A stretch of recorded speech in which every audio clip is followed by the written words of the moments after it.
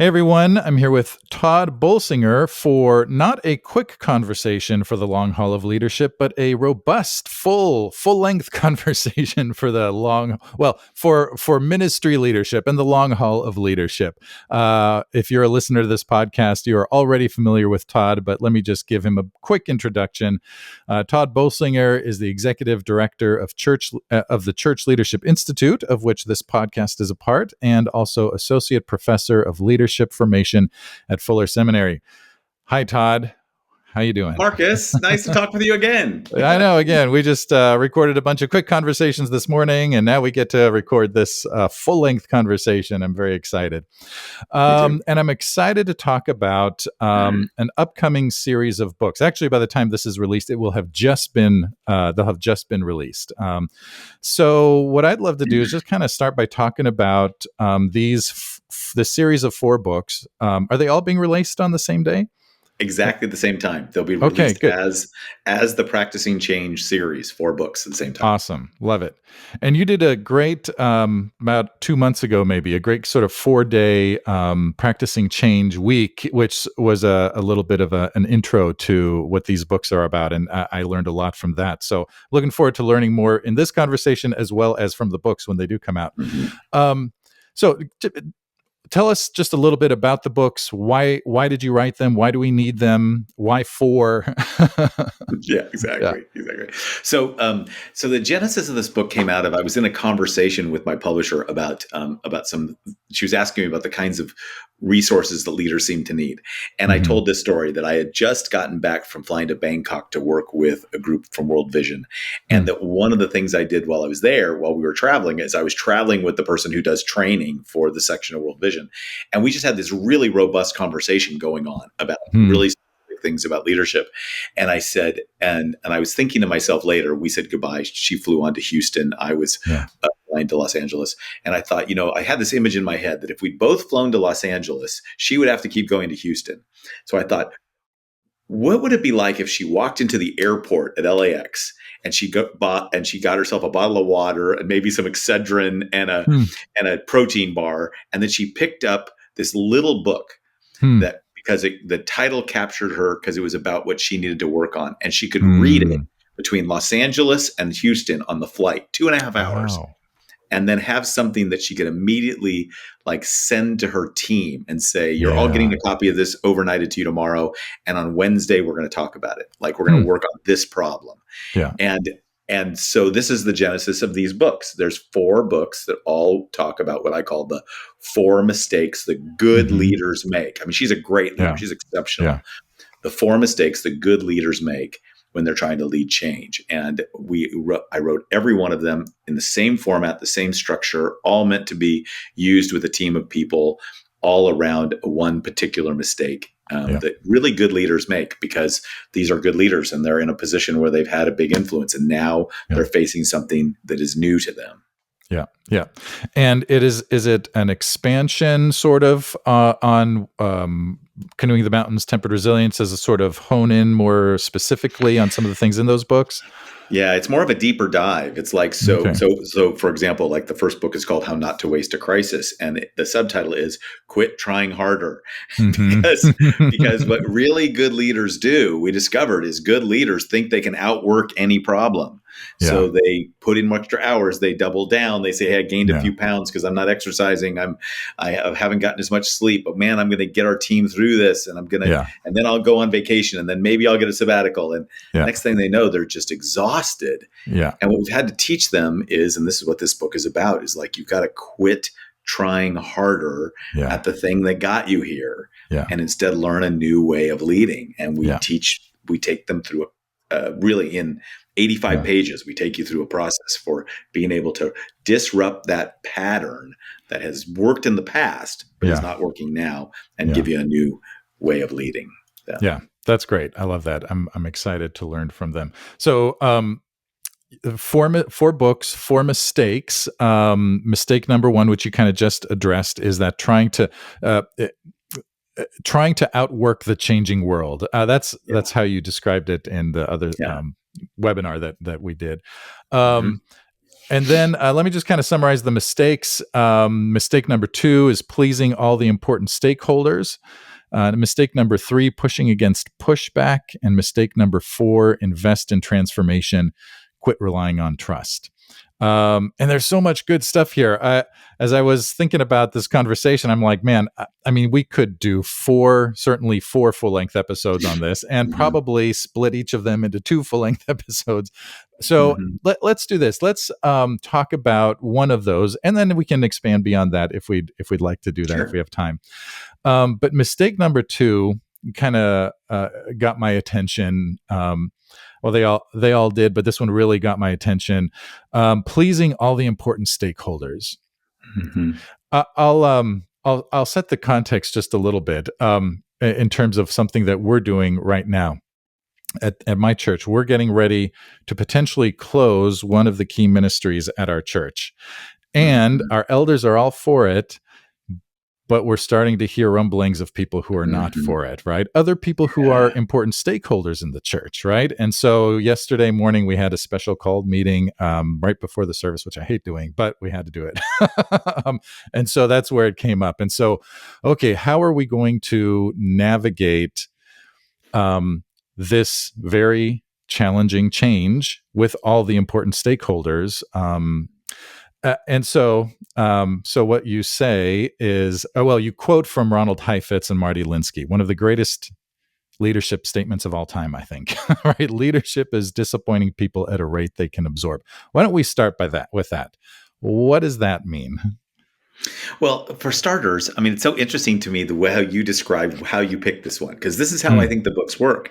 There's 4 books out there, and I say to leaders, you find the mistake that as a good leader you fall into or that you worry about or you wonder about, and grab it and dive in. And so you just did, right? And right in the middle, because this is what is happening. What causes a church leadership team to call a meeting early on a Sunday morning, except that probably people lost sleep the night before on, oh my gosh, people are going to be mad, right? And the problem with this is we have really deeply invested stakeholders. We've got long-term members and donors and staff members and pastors and officials, and every organization has it, right? You cannot live without having some deeply invested stakeholders. You're just not going to make it as an organization. And good leaders are the kind of people who rally stakeholders together for a bigger cause. And that's what makes them big. It's like it makes them good. The problem is after a while, rallying them to a common cause can become doing whatever we can to keep them all happy. And some of that, and that's the mistake. Leaders find themselves thinking, okay, how do I make a decision based on who will make the most people happy? Or could we find a way to make everybody happy here? Like the old mindset we talk about is what's called think win-win. Right. And, think win-win comes from Stephen Covey's 7 Habits of Highly Effective People, which could be the one leadership book everybody read. Right. like I said, in all of our lives, somebody handed us that book, usually when we were young leaders, usually when we were not very effective. And somebody said, read this book. And what everybody remembers is think win-win, right? And win-win is exactly how you should be thinking if you are dealing with what we call a technical problem, a problem where we have the best practices, what we simply need is people to be mature, compromise, work together well. But you can't get to a win-win if your mission requires you to shut down a ministry and someone's going to experience loss. Right. People don't resist change. They resist loss. And so you have to then have to prepare leaders and then for the leadership team to take people through that loss. And so leading them through that loss, again, I love the language of at a rate they can absorb. Maybe unpack that a little bit. Well, And but this is a disappointing people, right? There's that disappointment in the loss as yeah, well. yeah. Yeah, So, yeah, so disappointing people at a rate they can yeah, absorb. Every time I say that, I always say, yeah, look, none of us who got into ministry, especially yeah, pastoral ministry, yeah, got into it to thinking we're going to disappoint people, right? yeah, yeah, Like there's a God we love, there are people we love. We're going to introduce the people we love to the God we love by building a church they will love, right? That's yeah, what can be disappointing about that, yeah, yeah, except that to make a church for the yeah, people we love who do not know the God we love usually means messing with a church that other people love just the way it is. Thank you very yeah, much. yeah, And then they're disappointed that when you get involved, they might have brought you here because they said, hey, we need you as our pastor or as our leader because we need to be invigorated or we need to be younger or we need to have more outreach or we need more mission. And you start doing those things. And as soon as it costs you anything, yeah, especially if you don't have enough money to do everything or time or people or volunteers, then people resist because they resist the loss of letting yeah, go. yeah, And they're disappointed. They thought you were going to solve all their problems and make them happy. yeah. And you're not. You're just making them Right, mad. right. Which is a loss to you as well, because you were hoping to Mhm. make everybody happy, and you got to navigate Exactly your own right. loss Right. there as Right. Right. well. Yeah. I Yeah. loved what. One of the biggest Oh, things one of my mentors always says is that he mentors a lot of Christian leaders, and he says Christian leaders have a tendency to be people pleasers. They want to hmm, be honoring to God, and they want to please people. yeah, And being a people pleaser, and all of us have a tendency toward that. But if that yeah, really is the area that you find yourself just stuck on, then probably yeah, you're going to grab this book off the shelf, right? yeah, yeah. And I thought it was so interesting. You shared that you had a one-on-one conversation with Marty Linsky, right, of Uh-huh. leadership on the line, and he told you. I think you said you asked him, what's the one thing that you would want leaders to know, and he said it's always about loss. Yeah. And I thought Yeah. that was very interesting. Why do you think he said it's always about loss? Well, it was so interesting because we were having this big conversation. I was just getting to know him, and to be honest, Marty Linsky had never heard of me, and he was Mm, actually even like kind of surprised that my work had resonated with people of faith. He's not a mm, person of faith, he would say. mm, Like he's just really not, except for kind of culturally. And he said, and I said to him, Marty, after now that we've had this whole conversation, you've heard me talk about the way in which I use this. What would you mm, want me to remember? And he said, just mm, continue to remind people that it's always about loss mm. because what makes adaptive leadership so hard is you have to let go of something. Yeah, right, It's back to canoeing the mountains. right. If you came on this trip because it's a canoe trip and you Yeah, built the canoes with your bare hands and now there's no longer any river, yeah, yeah, like you're yeah, facing a mountain, it's a bad day. You're going to have to yeah, drop that canoe. You're going to have to let it yeah, go and you're going to have yeah, to now walk and you didn't expect to. And you're no longer the expert water navigator. You're now a guy who carries luggage. yeah, And yeah, it's a big yeah, loss. yeah. Um, so, loss. This discussion about loss comes in the context of the temptation to please all the important stakeholders, and you've already said that you can't, and we have to let go of the win-win mindset. Um, and so the question is, what then should be our guiding light, so to speak? You Yeah, talk about a right, right. mission statement in this context, so maybe talk to us about how do we come up with a mission statement? Why does it, first of all, maybe why does it matter, and then how do we develop the kind of mission statement that can give us the guidance that we need? Yeah. So when we say, look, you cannot think win-win. Hmm. It's going to be win-lose. The most Hmm. important thing then is people go, well, who decides? Hmm. Who decides what the winning is? And so is it a power move? Yeah. Okay, so it's no longer win-win. It's so you win. Is that right? You're the pastor. You Hmm. win all the time, or is it the old guard? They win all the time, or the donors? They win all the time. Like how do you decide who wins? And the answer is the mission always wins. Hmm. The mission, not the leader, not the stakeholders, not the Hmm. donors, not the new people, not the old timers. The mission. The Hmm. mission always wins. So, which means we need to get really clear on our purpose for being, on our mission. And most churches and most organizations have just a mission that is too nebulous. They want to do Hmm. everything. So everybody can argue that their mission is that their priority is in the mission. Yeah. And so what you have to do is we do an exercise where we take people through where they write an 8-word mission statement. You get 8 words: verb, target, impact. Yeah. What's the verb? What's the target? What are you focused on? What's the pain point in the world, the problem, the end issue, and then what's the impact you want to have? Yeah. And it's an excruciatingly difficult conversation because everybody wants to use 25 words, and everybody who went to seminary wants to throw in words with lots of hyphens with it, Right. right? And trying to actually make decisions about what we're really about. And what's I said it's the center of the target. There may be other things that are on the target but are not the center, but we should know what the center of the target is. Yeah. And then we'll know the things that are second to that. That might be the first priority. This might be second or third or fourth. And then we know the stuff that is no priority. Yeah. And that just because it's not on our target doesn't mean it's not important. It probably means it's on somebody else's. Okay. So I believe we need mission statements. I believe in fact, in our conversation yesterday, in our conversation about shutting down or kind of a significant transition in terms of this ministry, the topic of mission came up, and we didn't have a lot of time to dig into it, but everybody knew, we are we giving up our mission? And the problem was we need to figure that out. We don't know the mission at this time, right? And so we need to do that work. And so you've got a lot of pastors and leaders listening right now. And the question maybe they're asking is, how do I do that? Like, how do I help me take step 1, step 2 from no mission to having an 8-word precise targeted mission?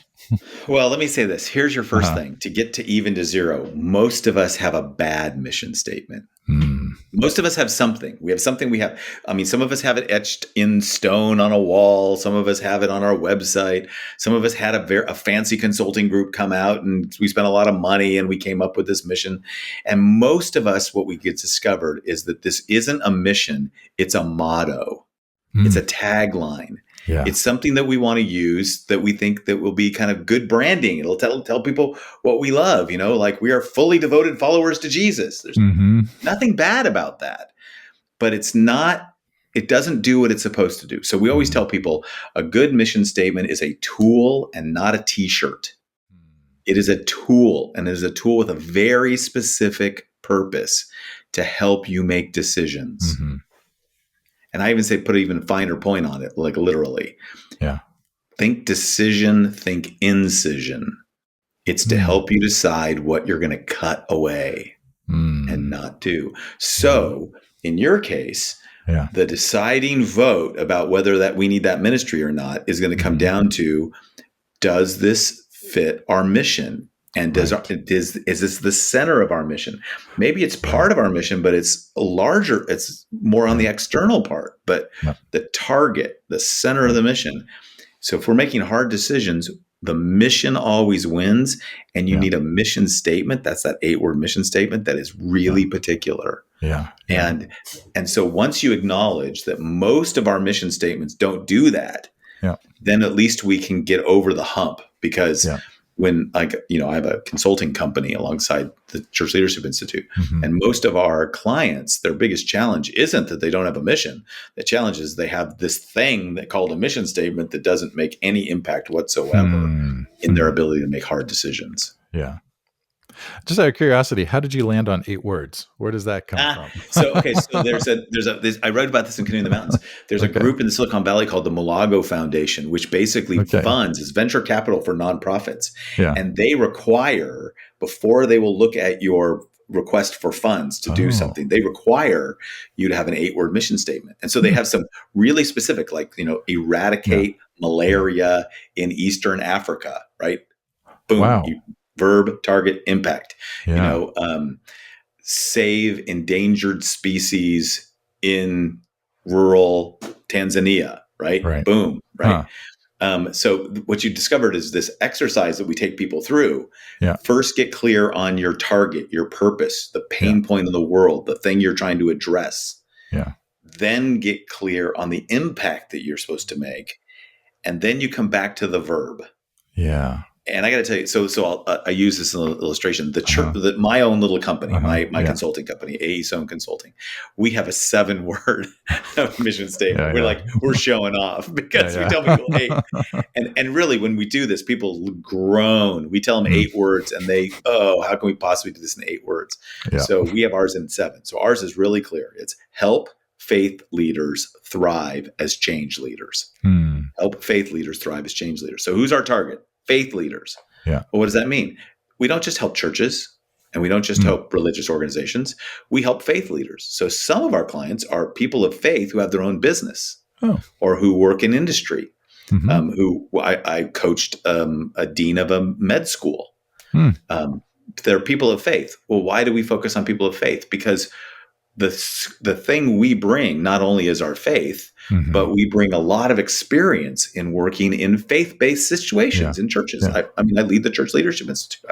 I was a pastor for 27 years. I work at a seminary. I was a vice president of a seminary. Faith leadership is where my credibility is and where my team is. And most all of our coaches and consultants are people with doctors of ministry or PhDs in this. So we work with faith leaders. What's the problem that they're trying to solve? Most of them cannot thrive when they have to lead change. Leading change tends to push people out of leadership. So the impact is we want faith leaders to thrive as change leaders. Which again doesn't mean that we're going to guarantee you'll be successful at leading change. That's a complicated issue. But you should be able to thrive as a change leader. So it's a formation company. And then we get to our verb, help. And Marcus, you know me well enough to know that is way too modest a verb for me. Right? I want to catalyze or transform or energize or inspire. Nope. We ask, what do we really do? We help. We come alongside. We help faith leaders thrive as change leaders. And so just, finish this little section. When people come to us and say, hey, we've read your book, so we've heard you guys talk about this stuff, and we wonder, could you help us find a new pastor, somebody for our church who has adaptive leadership skills? We go, no. There are good people out there, and we'll tell you some of our friends, and we're actually working now on a partnership with a company, right? We can tell you some folks who do that, but we don't. We help faith leaders thrive as change leaders. Oh, could you help our church with conflict? We're in the middle of conflict over, politics or something. Nope. I know people who do that. We don't. We help faith leaders thrive as change leaders, right? We just find ourselves, it gives us the ability to say, there's a lot of good things out there for people to do.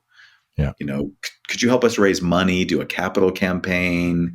Could you help us do? Nope. Our organization's in crisis. I got several emails and requests from well-known organizations who are in the middle of crisis. Can you help us figure out how to get through this crisis? I went, no. I'm not the guy who helps you navigate the crisis. That's probably a lawyer. I'm the person who works, and our team is the person who works with the new person who's going to come out of the crisis in a new way. We're going to help you figure out how not to waste this crisis, which is one of the titles of the book. Right. That's great. And maybe I'm putting you on the spot. Are there maybe 1 or 2 great mission statements that have come out of your work with churches that you can think of? And if not, I know you don't have a list in front of you, but does anything come to mind right now? I'd love. I'm just asking because examples would be good. Yeah. So, I happen to like ours. Help faith leaders thrive as change leaders. I think that's one. But I think a good example of this is. Now the problem is I wish I had it because I don't have the wording right in front of me. So I'm not going to give you the 8 words but I'll tell you that most of them, what it came out of was like I'm working with one right now that said, what is it? Inspiring our diverse community. No, equipping our diverse community to follow Jesus into the world or something. It was like that. But the point was, what they were really working at was everything we were going to do was going to be about equipping or helping the diverse community. They're going to work on the fact that their community is diverse and we want to see their lives changed. One church I worked with has inviting thoughtful seekers to intergenerational community and discipleship. Oh, that's good. Yeah. Inviting thoughtful seekers. Well, why Right. thoughtful seekers?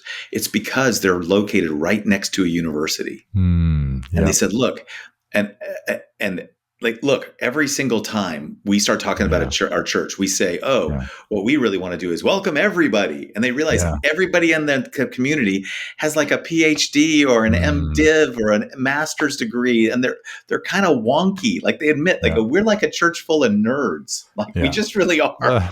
We're awkward. But we're really great is for people who come here where they've got intellectual issues about the faith. We provide them with community so they can explore that. And then we'd provide them with communities of discipleship so they can actually go deeper into that. Right. So they're very specific in that way. I love it. And it reflects an understanding of their context too, right? Their mission is rooted in their context. Yeah. This church is great because they're in a place where they would love to say, oh, we want to welcome everybody. Like their values. We really want to be inclusive. But they went, but the truth is we're not everybody's cup of sunshine. we're just kind of wonky. Like that's just who we are. Like it's kind of intimidating to go. And actually I love this particular church. And they talk about this a lot. I got some others. If I looked them up, I could find them. But the point about it is these particular mission statements took a lot of discernment to decide of all the things to do, what's really ours to do. And then we say, and then you got to stack hands on that. And you got to decide to make decisions on that. Right. And that is hard. That's hard to do. You say disagree and commit, right? Say more about that. What does that look like? I mean, what if somebody really doesn't agree? And how do you, I don't know, what do you do with that then? So I tell people that one of the biggest mistakes you can make as a leadership team is to say, hey, we're all going to talk about this thing until we get to a unanimous decision. Because the pressure is going to be, okay, you win. You don't want that. What you actually want is vigorous disagreement. You want to say, okay, we're holding up the mission and the disagreement needs to be around. This is what we're committed to. So let's have vigorous conversation, including vigorous, respectful disagreement. But because what we all know is when time comes, we're going to make a decision. And if we all agree that this decision, it may not be the one that we want, but it absolutely serves our mission statement. It serves our mission. Then we're all going to agree to commit to it. And so we don't need to have unanimous votes. We can tell people that we had lots of different opinions. We can actually say this was a hard one to get done. But we all, now that it's been done, we're all committing to it because we're committed to the mission. The mission always wins. And so, I might not get my way this time and I might not get what I want. And it might be that the folks that I care about are going to be disappointed, but the mission is more important than that. And if you can't disagree and commit, and that's not mine, that actually comes out of the business world. It's a pretty famous line that's been used by lots of folks. Disagree and commit is a way of talking about the fact that you have to have vigorous, honest, open discussion where the mission is the card that is played that wins the hand. And then we all commit to it.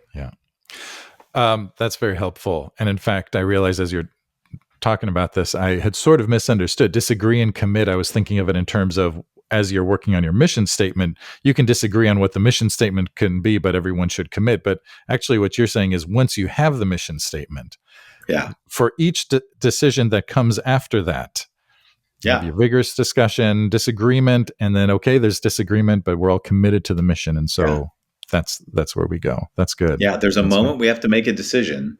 And once we do, we're going to commit to it because the most important thing we're doing is protecting our mission. Right. Yeah, that's good. And that requires trust. And trust is something you talk about in one of the other books. And so we won't go into all of that right now, but developing trust, and trust is not the mission or something like that. Transformation. Anyway, I won't go. Trust is very important. And I appreciate that. Actually, why don't we just close with this? We're coming up. Maybe just say something about the importance of trust in our mission, discerning our mission, and then decisions after that. And then any closing Yeah. thoughts you might have. Yeah. Yeah, the fourth book is called Invest in Transformation. And the mistake leaders make is thinking, oh my gosh, everybody trusts me. And what matters more than anything else is that I don't disappoint people in any way that will make their trust go down. Mm-hmm. And what I want to say is trust is really critical. There is no transformation without trust. Yeah. You cannot squander trust. You cannot lose trust, like waste trust. Trust is like having the money in a bank to be able to do a building project. If you go bankrupt, the building's going to stop, right? Yeah. But trust is not transformation. Yeah. You invest in transformation when you are willing to disappoint those people who have to disagree and commit. Right. But the trust may go down a little bit because I'm disappointed, but it's not going to get squandered. It's going to get invested. Yeah. And you see this in places where leaders can say stuff like, you know what, I wasn't in favor of this when we started, but I trusted that God was in it. And now I see. And, maybe I don't need to be in a church that has this big of a ministry in this way, but I see the impact it's having. And so I'm supportive of it. And that only transformation comes out of trust. It's out of investing trust in transformation. And one of the mistakes leaders sometimes make is if they just stockpile all the trust. If everybody's happy, everybody trusts you, and everything's fine, usually that means you're really committed to the status quo. Right. And that's hard to hear, but so important. Yeah. So good. And I'm really, looking forward to these books. Maybe just for those who are listening, who are facing challenges in their leadership, and like, I know I got to do this hard thing, and I want to win so bad, or whatever it might be. What word of encouragement might you give, just sort of here in closing? Yeah. What I would say is, if the reason why you are wrestling at the moment is because you're a good, competent leader, you've been entrusted, right? There's a thing where, if God, where much is given, much is required. Mm-hmm. And I think there's this moment where we realize, okay, God, you've entrusted these people to my care, as my friend Scott Cormode says. Mm-hmm. You have entrusted this ministry to me. Now I have to acknowledge that I need more transformation. I need more growth. Yeah. So my encouragement is try not to be discouraged. Learn your way through the process. Lead the learning. Yeah. Enter into it humbly and honestly and vulnerably, and invite others with you in it. And as an organization, you'll go through transformation together, even as a community, go through transformation together, so that you can fulfill the mission that God's been giving you. Yeah. Love it. Thank you, Tod. Yeah. Thank you for a really great conversation. Again, looking forward to these books, and thanks for your leadership here at the Church Leadership Institute, and just for the way that so many of us have learned from you over the years. Thanks, Marcus. My pleasure.